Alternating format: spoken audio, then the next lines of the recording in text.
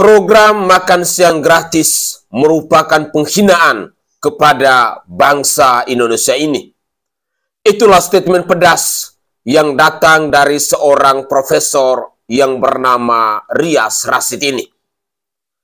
Assalamualaikum warahmatullahi wabarakatuh. Salam Om Swastiastu. Namo Buddhaya, salam kebajikan, dan salam sejahtera untuk kita semua. Pemirsa sekalian, beberapa waktu yang lalu, Bapak Presiden Republik Indonesia Prabowo Subianto pernah mengeluarkan statement bahwa di bangsa Indonesia ini ada begitu banyak oknum-oknum profesor yang kerjanya hanya bisa nyinyir dengan program kerja dari pemerintah. Yang mungkin salah satunya yang kita temukan saat ini adalah Bapak Profesor Rias Rasid yang nyinyir dengan program pemerintah yakni makan siang gratis. Menurut Profesor Rias Rasid, bahwa program makan siang gratis ini merupakan penghinaan kepada bangsa Indonesia. Sementara di sisi lain kita mengetahui bahwa program makan siang gratis ini merupakan program unggulan dari Bapak Prabowo Subianto dan Bapak Gibran Rakabuming Raka, di mana pada Pilpres 2024 kemarin, program makan siang gratis ini adalah salah satu program yang selalu dikampanyekan oleh Capres Prabowo Subianto dan Cawapres Gibran Rakabuming Raka.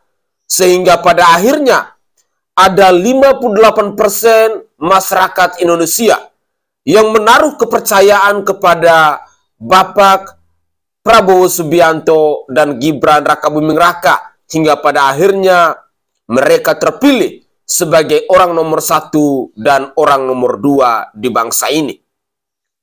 Program makan siang gratis merupakan sebuah empati yang ditunjukkan oleh Bapak Prabowo Subianto dan Gibran Rakabuming Raka terhadap bangsa ini. Di mata Bapak Prabowo Subianto dan Gibran Rakabuming Raka, bangsa Indonesia ini adalah bangsa yang sedang berkembang, di mana mereka masih menemukan ada begitu banyak masyarakat Indonesia yang hidup di bawah garis kemiskinan. Sehingga program unggulan makan siang gratis ini merupakan salah satu program yang bisa membantu masyarakat Indonesia untuk mencapai kemakmuran, untuk mencapai kesejahteraan. Tetapi tampaknya program makan siang gratis ini hari-hari belakangan ini banyak menuai polemik. Entah itu dari anak sekolah itu sendiri maupun dari para profesor sekalipun. Buah pikiran yang datang dari seorang profesor bahwa program makan siang gratis merupakan penghinaan kepada bangsa Indonesia mungkin ada benarnya. Tetapi di sisi lain kita menemukan bahwa banyak narasi-narasi yang datang dari anak-anak generasi penerus bangsa, yakni para siswa yang menjadi objek dari program makan siang gratis ini, yang mengatakan bahwa makanan itu tidak enak. Sehingga ini mungkin harus dievaluasi oleh Bapak Prabowo Subianto dan Bapak Gibran Rakabuming Raka beserta pemerintahnya. Pantaskah program makan siang gratis ini terus dipertahankan? Ataukah pendukung 58% mungkin akan setuju jikalau program makan siang gratis ini dibatalkan dan dialihkan dengan program-program yang lain yang lebih mengedukasi bangsa tercinta ini, khususnya generasi penerus bangsa yang ada di negara ini. Mari kita simak terlebih dahulu penjelasan atau statement pedas yang datang dari Profesor Rias Rasid yang disertai dengan komentar-komentar dari netizen dalam menanggapi pernyataan dari Profesor Rias Rasid ini. Inilah cuplikan video selengkapnya. Kenapa dia sensitif? Pertama, itu adalah penghinaan kepada bangsa kita. Apa? Bicara aja mengenai makan gratis itu. Ini kan satu isu yang menurut saya sangat sensitif. Kenapa dia sensitif? Pertama, itu adalah penghinaan kepada bangsa kita yang memang sudah hina, dikukuhkan kehinaannya bahwa mereka tidak mampu makan. Alangkah miskinnya negeri ini. Mereka tidak mampu makan yang bergizi, sehingga negara harus turun tangan. Artinya negara gagal memberi mereka suatu kondisi yang memungkinkan mereka bekerja untuk bisa makan. Nah, itu satu. Yang kedua, itu bebannya pada APBN.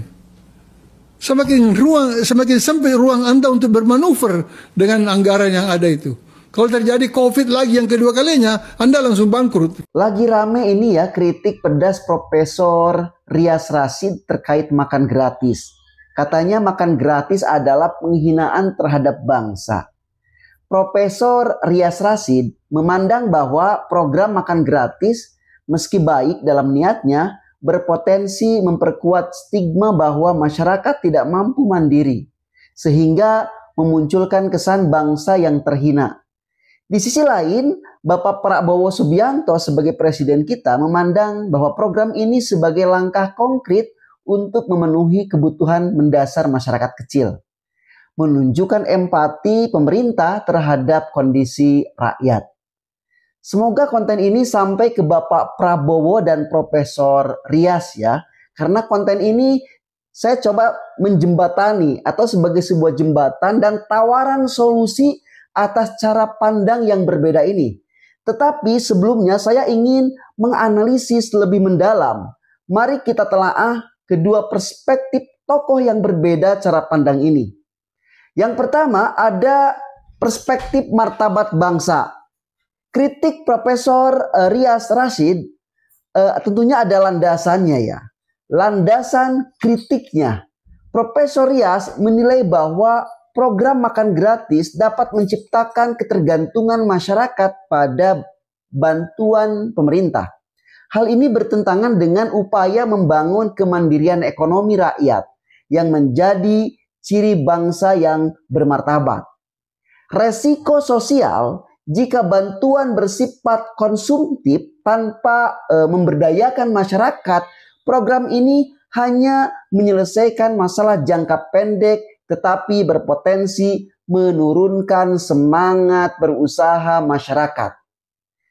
Nah, dalam konteks sejarah, dalam sejarah nih, bangsa-bangsa besar bangkit melalui pembangunan karakter dan kemandirian, bukan pemberian langsung yang sifatnya pasif. Nah, itu dia. Kemudian, yang kedua, perspektif empati dan kepekaan sosial dari Bapak Presiden Prabowo kita nih ya. Landasan kebijaksanaan tentu ini menjadi hal yang mendasar. Landasan kebijakan. Prabowo melihat makan gratis sebagai solusi darurat untuk mengatasi masalah kelaparan dan kemiskinan, terutama di lapisan masyarakat yang paling rentan. Kemudian tujuan jangka pendeknya tentu ada. Kebijakan ini tidak dimaksudkan untuk menghina, melainkan meringankan beban rakyat kecil, terutama dalam kondisi ekonomi global yang penuh ketidakpastian.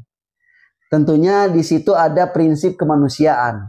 Negara yang hadir secara konkret dalam kehidupan masyarakat menunjukkan empati dan tanggung jawab kepada warganya.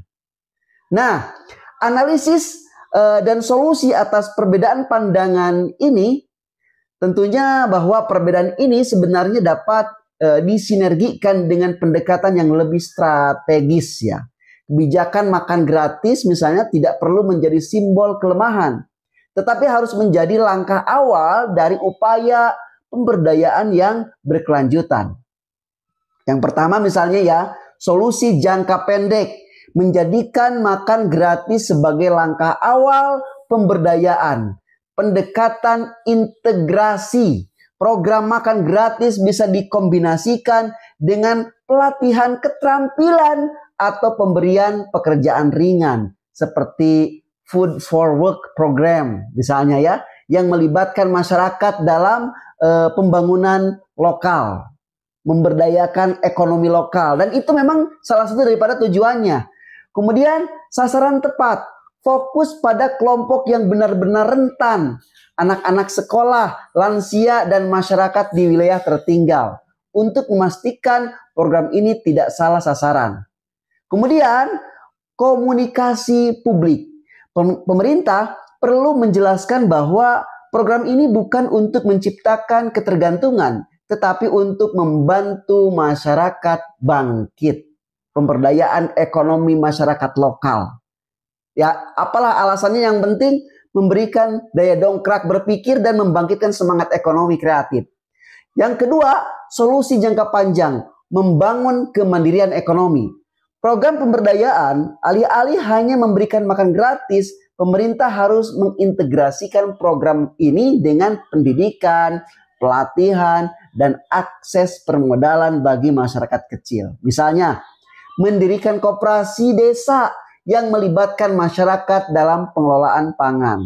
Pelatihan wirausaha berbasis sumber daya lokal. Kemudian reformasi sistemik, memperbaiki sistem distribusi pangan, mendukung petani lokal, dan menciptakan lapangan kerja yang mendukung ketahanan pangan masyarakat.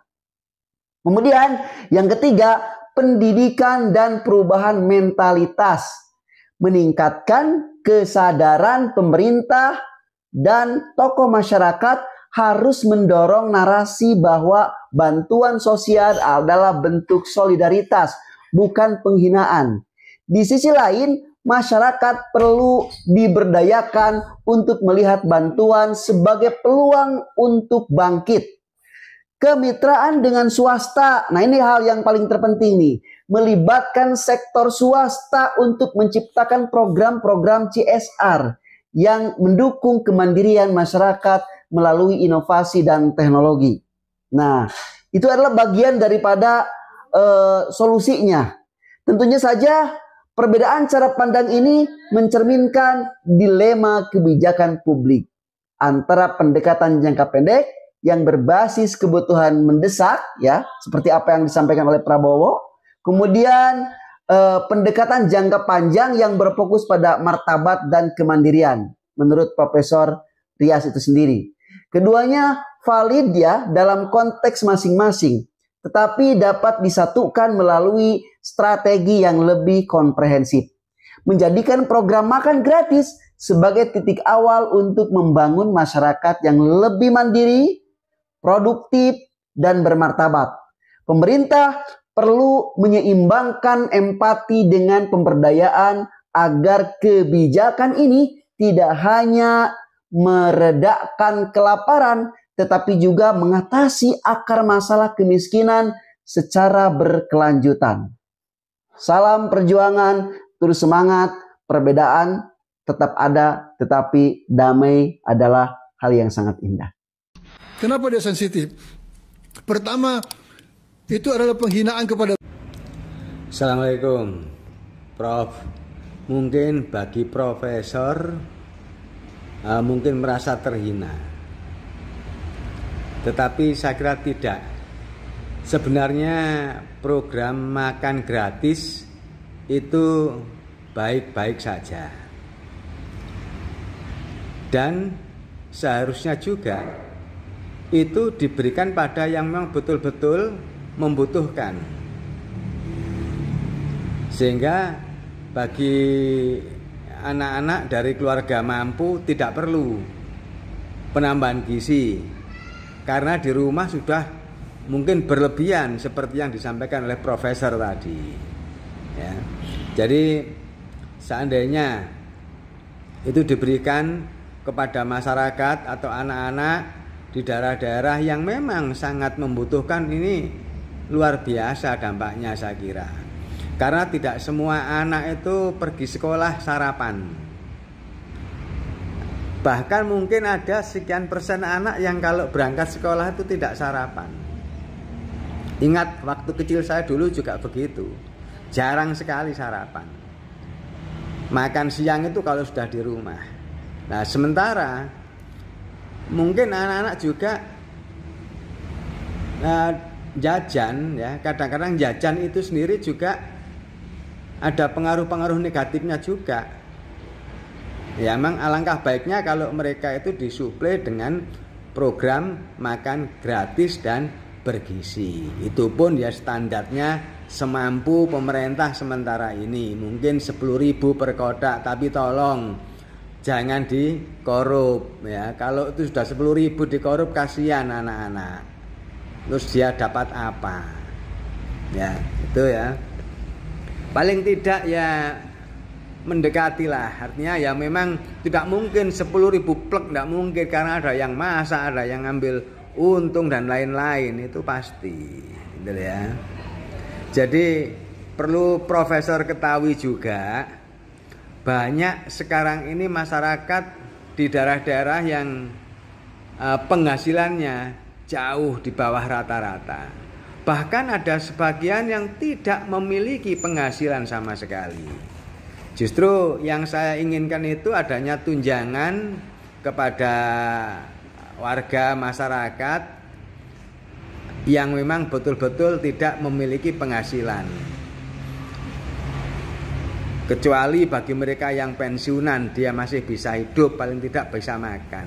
Tapi bagi warga masyarakat yang tidak memiliki pensiunan ketika tua, ini bisa dibayangkan. Ya kalau anaknya sukses, kalau tidak, bagaimana jadinya? Nah, ini yang perlu Profesor ketahui. Kalau Profesor sih saya kira berlebih lah, artinya tunjangan dari sana sini ini sangat berlebih. Mungkin istilahnya itu kekayaan Profesor kalau dimakan 7 turunan tidak habis. Tetapi ingat, semuanya itu, harta itu titipan ya. Jadi tolong pikirkan juga warga masyarakat yang tidak mampu. Itu saja. Terima kasih. Wassalamualaikum warahmatullahi wabarakatuh. Tidak ada yang salah dengan statement dari Profesor Yas Rashid yang mengatakan bahwa program makan siang gratis itu merupakan penghinaan kepada bangsa ini. Namun, tidak ada yang salah pula dengan program makan siang gratis yang sudah dicanangkan oleh Bapak Prabowo Subianto dan Bapak Gibran Rakabuming Raka. Semuanya berdampak positif. Kalau kita mau melihat dari statementnya Bapak Profesor Yas Rashid, mungkin ada benarnya bila program makan siang gratis itu akan dijadikan sebagai ketergantungan dari masyarakat Indonesia, yang pada akhirnya ekonomi masyarakat itu tidak bisa mandiri, sehingga dalam tanda kutip itu merupakan penghinaan kepada bangsa ini. Masyarakat pada akhirnya bergantung kepada pemerintah. Masyarakat pada akhirnya selalu menaruh harapan kepada pemerintah.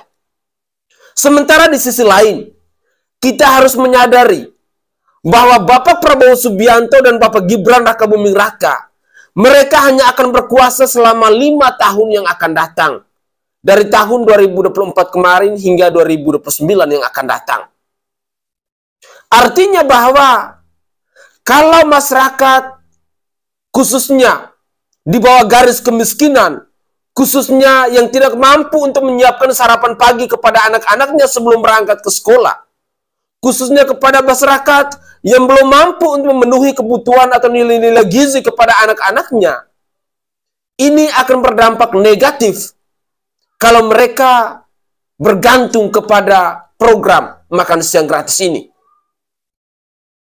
Di sisi lain, program makan siang gratis yang dilakukan oleh Bapak Prabowo Subianto dan Gibran Rakabuming Raka ini merupakan bentuk empati, rasa solidaritas dari seorang Prabowo Subianto, dari seorang Gibran Rakabuming Raka kepada kita, masyarakat Indonesia. Karena mereka melihat bahwa ada begitu banyak kehidupan masyarakat di Indonesia ini yang masih berada di bawah garis kemiskinan. Ada begitu banyak temuan bahwa ada begitu banyak siswa di bangsa ini ketika pagi-pagi mau berangkat ke sekolah tidak sarapan.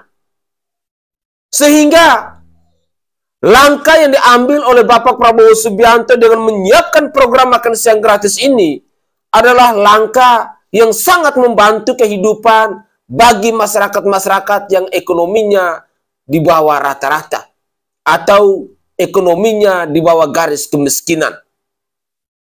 Saya berharap bahwa kita masyarakat Indonesia jangan jadikan program makan siang gratis ini sebagai sesuatu yang terus berkelanjutan atau sesuatu yang menjadi ketergantungan dari kita kepada program makan siang gratis ini. Semoga saja program makan siang gratis ini merupakan harapan, merupakan sesuatu yang bisa membantu anak-anak kita. Untuk kita sebagai orang tua di sisi lain harus mempersiapkan ekonomi-ekonomi ataupun hal-hal lain demi masa depan dari generasi penerus bangsa kita ini. Pemirsa sekalian, memang sampai hari ini bahwa program makan siang gratis itu belum diterapkan secara adil dan merata. Dari Sabang sampai Merauke, dari Pulau Miangas sampai Pulau Rote. Ada di beberapa provinsi yang sampai saat ini belum menikmati program makan siang gratis. Ada di beberapa tempat yang sampai hari ini mereka belum merasakan program makan siang gratis dari Bapak Prabowo Subianto dan Bapak Gibran Rakabuming Raka ini. Isu yang kita dengar bahwa penerapan program makan siang gratis ini dilakukan secara bertahap. Saya berharap kepada pemerintah maupun kepada semua stakeholder yang mengelola program makan siang gratis ini, jangan pernah korupsi dengan dana yang hanya Rp10.000 dalam satu porsi makanan gratis ini. Memang sangat miris ketika kita melihat menu makanan yang dipersembahkan kepada anak-anak sekolah ini. Memang kita sadari bahwa ini adalah program makan siang gratis. Tetapi perlu kita garis bawahi bahwa program makan siang gratis ini bukan uang pribadi dari Bapak Prabowo Subianto ataupun Gibran Rakabuming Raka. Tetapi ini adalah pajak rakyat. Kita sebagai rakyat Indonesia berhak untuk mengkritisi segala kebijakan, segala kebajikan, ataupun segala hal-hal yang tidak kita sukai, yang tidak kita terima dengan program makan siang gratis ini. Entah itu dari nilai gizinya, ataupun dari menu makanannya. Karena program makan siang gratis ini adalah uang kita dari rakyat Indonesia. Harapan saya yang kedua bahwa program makan siang gratis ini harus diberlakukan secara adil dan merata. Karena dalam kampanye beberapa waktu yang lalu, Bapak Prabowo Subianto dengan tegas mengatakan bahwa program makan siang gratis ini akan diberlakukan kepada seluruh siswa yang ada di Republik ini, kepada seluruh para lansia yang ada di Republik ini, kepada seluruh ibu-ibu hamil yang ada di Republik ini. Tetapi realisasinya bahwa sampai hari ini program makan siang gratis itu belum dijalankan secara adil dan merata. Di tempat saya, sampai hari ini, program makan siang gratis itu belum dialami oleh para siswa-siswi. Entah itu di tingkat SD maupun di tingkat SMP.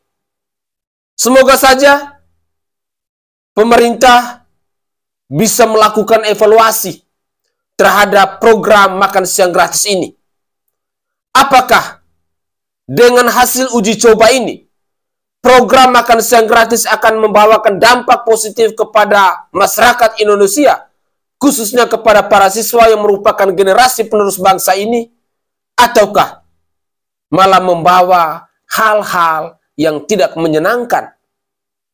Saya pikir pendukung 58% pasti akan menyetujui jika program makan siang gratis ini dibatalkan dan dialihkan dengan program-program lain yang lebih mengedukasi, yang lebih membawa kemakmuran, yang lebih membawa kesejahteraan kepada bangsa Indonesia. Demi kebaikan kita sebagai masyarakat Indonesia pasti akan selalu mendukung program-program pemerintah itu. Mari kita simak lagi komentar dari netizen yang lain. terkait dengan program makan siang gratis ini. Apalagi makan siang gratis. Di mana? Di jalan-jalan. Antrian pasti panjang. Dan itu menghina orang itu. Yang diperlukan adalah pendidikan gratis.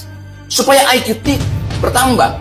Yang diperlukan adalah kesehatan gratis. Jangan pakai BPJS yang masih ada sifat asuransi di situ. Itu semuanya tugas negara. Dengan cara itu orang dihargai. Human dignity-nya, harkatnya. Kasih dia pekerjaan supaya dia bangga bahwa dia bekerja. Bukan begini pada pemerintah. Semakin orang dikasih gratis, semakin mentalnya jatuh. Dia nggak ada harga diri. Tetapi Jokowi ingin memelihara itu. Berapa IQ nasional kita sekarang? 78,5. Rata-rata normal IQ orang itu 90-100. Kita di bawah normal. Makan siang gratis tampaknya tidak bisa berjalan mulus. Menuai kontroversi di mana-mana. Ada anak-anak yang menolak makan siang karena menunya mereka tidak selera. Rasanya hambar, yang seadanya saja. Tempe, tahu, dan sayur kacang panjang. Ya, sebenarnya soal makan siang gratis ini sangat tidak efisien ya. Sejak Prabowo kampanye juga kita tidak simpatik. Menganggap bangsa kita ini sudah memang perlu dibantu karena banyak yang kelaparan. Ya, sebetulnya program ini sangat tidak bermanfaat banyak. Berapa orang tua yang tidak sanggup memberikan makan kepada anak-anak mereka? Ada 90%? Ada 70%? Ada 30%? Ada 20%? Atau hanya 10%? Setidak mampunya orang tua memberikan makan anak mereka, mereka tetap tahu menu apa yang disukai anak mereka kan. Ya contohnya lah ya, ada satu sekolah yang memang sudah menyediakan makan gratis ya, karena mereka swasta. Tapi itu pun banyak yang tidak dimakan, padahal lauknya ya enak ya, seperti ada ayam, ikan. Anak-anak ternyata nggak suka. Nah sekarang dipaksakan untuk makan yang mereka memang tidak familiar, seperti tahu, tempe. Ya jelas saja ini menjadi sia-sia. Daripada uangnya untuk makan gratis ya, mendingan dana ini digunakan untuk membantu anak-anak yang memang kesulitan untuk bersekolah. Walaupun digratiskan ya, tapi kan anak-anak harus mempunyai seragam, harus ada transportasi. Ini justru yang dibutuhkan anak-anak, baik di kota maupun di desa-desa. Nah bayangkan kalau satu hari 8 miliar untuk makan pagi gratis ini, dan 7 triliun dalam satu bulan. Bayangkan dana segitu banyaknya dibuat sesuatu yang nggak begitu penting. Kalau ada orang yang mengatakan itu adalah program bagus karena membuat anak-anak menjadi sehat, bohong. Karena makanannya tidak membuat mereka sehat dengan hanya menu seperti itu. Apalagi cuma digantikan daun kelor. Saya pikir mereka cari di kuburan juga banyak itu daun kelor. Ya dijual apalagi yang murah.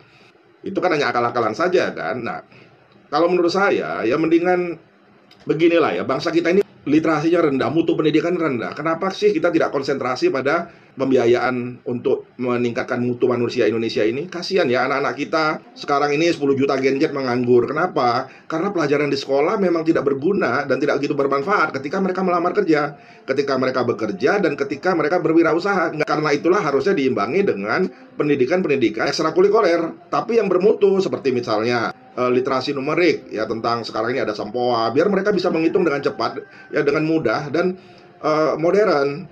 Kemudian misalnya pelajaran tentang super speed reading alpha theta misalnya, bagaimana anak kita tidak seperti sekarang ini, minat bacanya terendah di dunia, literasinya terendah di dunia, yang mengakibatkan mutu pendidikan mereka juga terendah di dunia.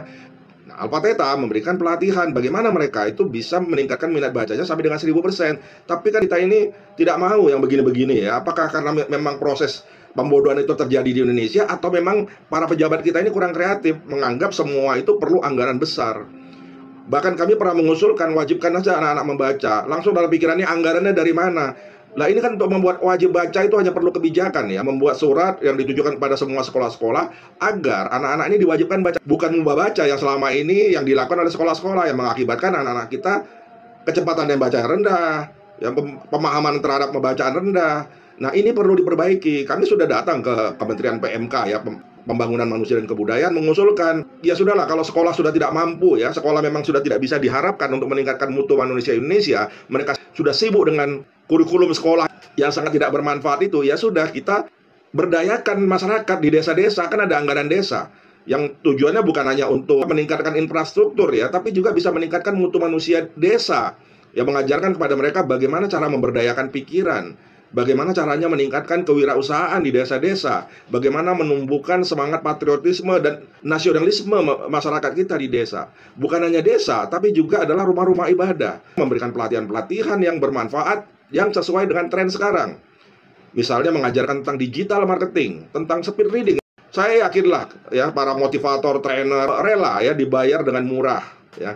Ya bukan tidak dibayar sama sekali, sama dengan para penceramah kan harus dibayar ya. Bahkan para trainer-trainer ini nggak mungkin dia bisa memberikan pelatihan 7 menit, 30 menit, 60 menit. Mungkin mereka perlu 2 jam, 3 jam. Ya wajarlah mereka dibayar lebih tinggi daripada para penceramah kan, karena memang durasinya panjang. Mereka juga punya tim, mereka juga harus menyiapkan peralatan.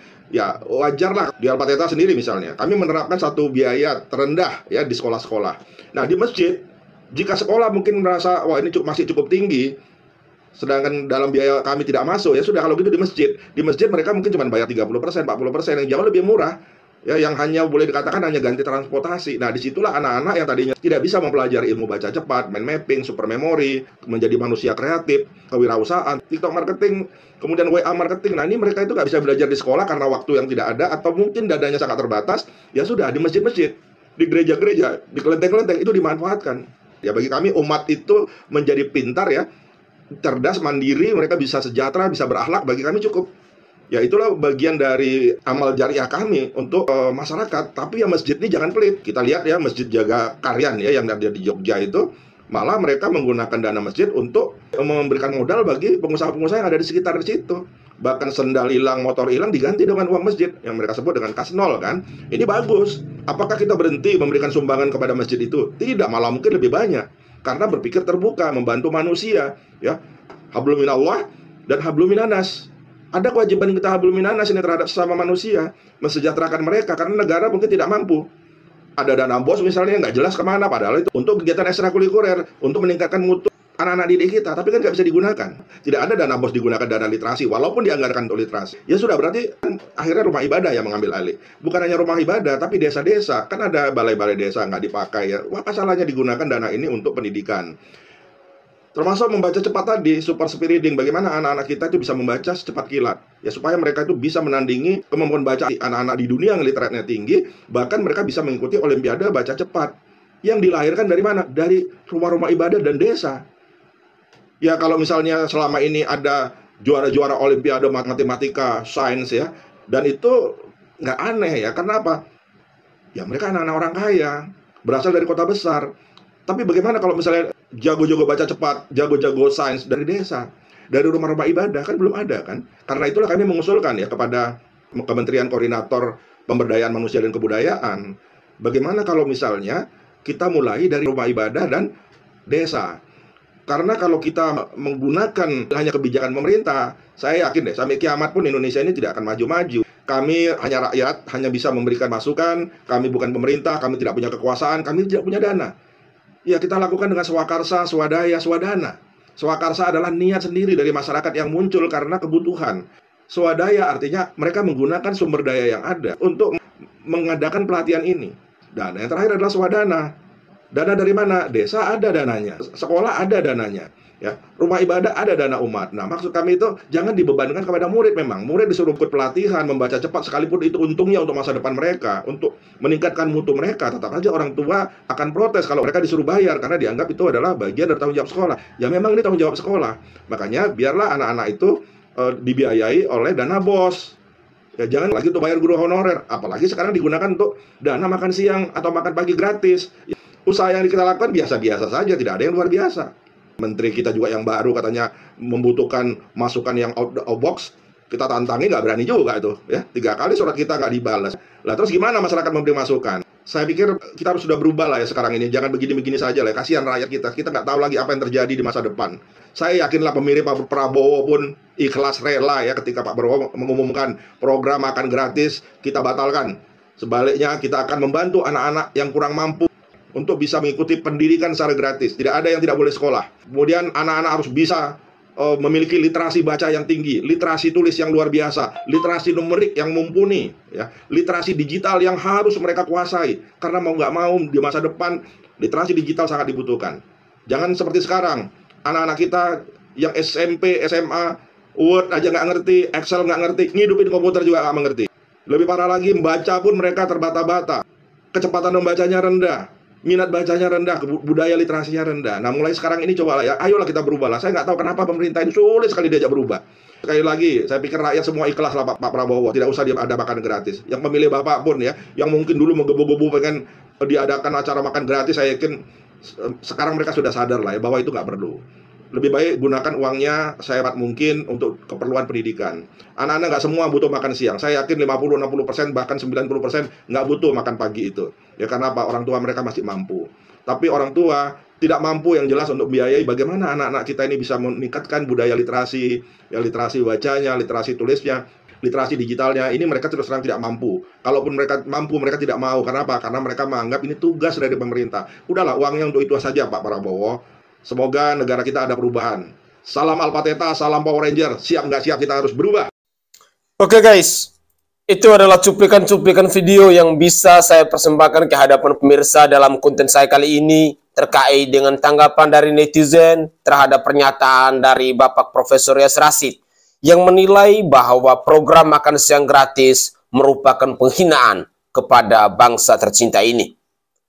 Pemirsa sekalian, komentar-komentar dari netizen tidak ada yang salah dan semuanya bersifat objektif. Semuanya bersifat netral. Tinggal kita berharap, tinggal kita menunggu keputusan dari pemerintah. Apakah setelah program makan siang gratis ini mereka akan melakukan evaluasi secepat mungkin untuk bisa melihat dampaknya, untuk bisa mengetahui hasilnya. Apakah berdampak positif atau malah berdampak negatif? Program makan siang gratis dari Bapak Prabowo Subianto dan Bapak Gibran Rakabuming Raka merupakan rasa empati dan solidaritas yang luar biasa dari seorang pemimpin kepada rakyatnya. Tetapi di sisi lain, saya pikir kita harus menyadari bahwa program makan siang gratis jangan sampai dijadikan sebagai ketergantungan dari masyarakat kepada pemerintah.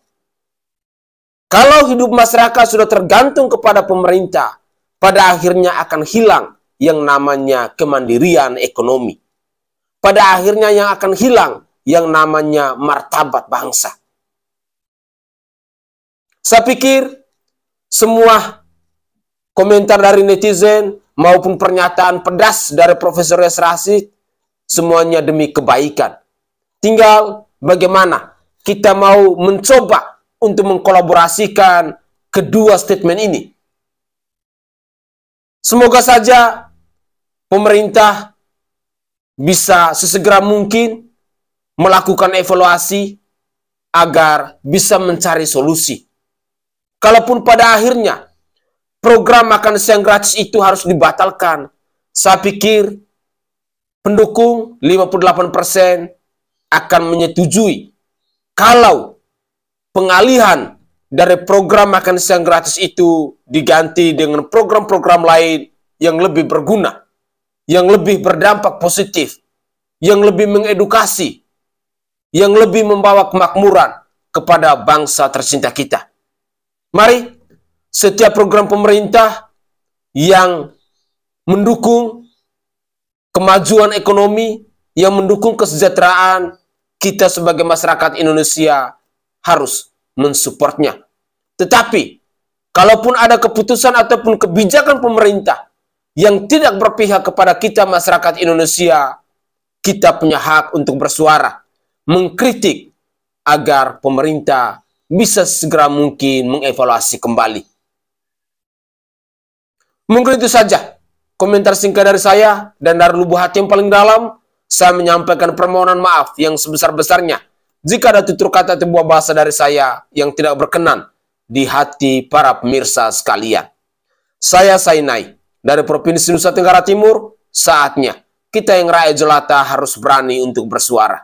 Salam hormat, salam NKRI, dan salam Pancasila untuk kita semua.